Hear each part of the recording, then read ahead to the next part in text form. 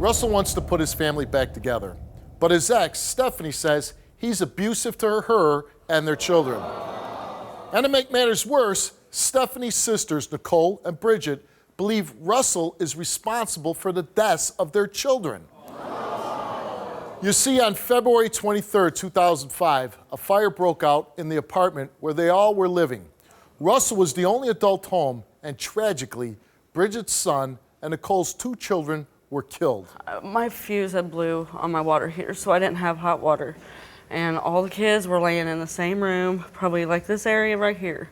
And I told Russell, I said, watch the kids, I'm gonna run down to the neighbors and I'm gonna take a shower. And I heard this horrible banging on the door. And so I went over and I answered it. And it was him standing there with 2 of his kids in his arms. And he said the house is on fire and the kids are in there. So he has his 2 children while your 4 are still in there. Right, Yeah. right. And he had to, in order to get his children out, he had to walk by our children twice. You were able to get your 2 children out. Right. You run and you go get her, right? Right. She then manages to go back to the apartment and save one of her children. My son, at 3 years old, told me, and out of your own mouth you said, I heard one of the kids hollering, help me, Uncle Russell, right? When I was going out the back door. That was my That's son. why I kicked the neighbor's No, door in. that was my son. That's that you why I kicked the tripped neighbor's and woke door up. in. That was my son. No, You tripped I and didn't woke up. trip That's over why he nobody. lived. Do you think he's responsible for the deaths? I don't. Even though maybe nobody's at fault, there's hard feelings here. Right. People are like, hey, your kids are alive, my kids are dead. And these are your sisters. The fact of it is, no matter what these results are, the little boy's voice probably haunts you every day of your life. Help me, Uncle Russell, help me, Uncle Russell. But the fact is, no matter what happens on this stage, you're just a bad guy. You're just a bad dad.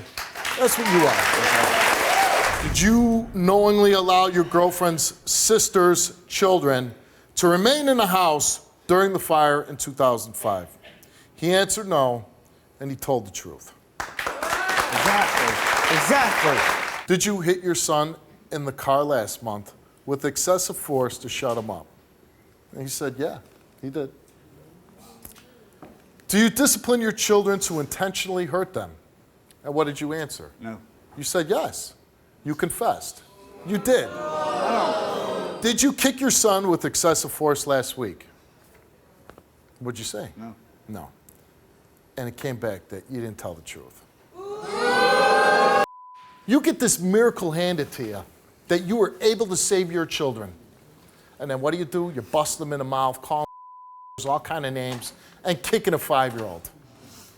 I wouldn't even kick a dog, and you're kicking your own child. Get the hell off my stage.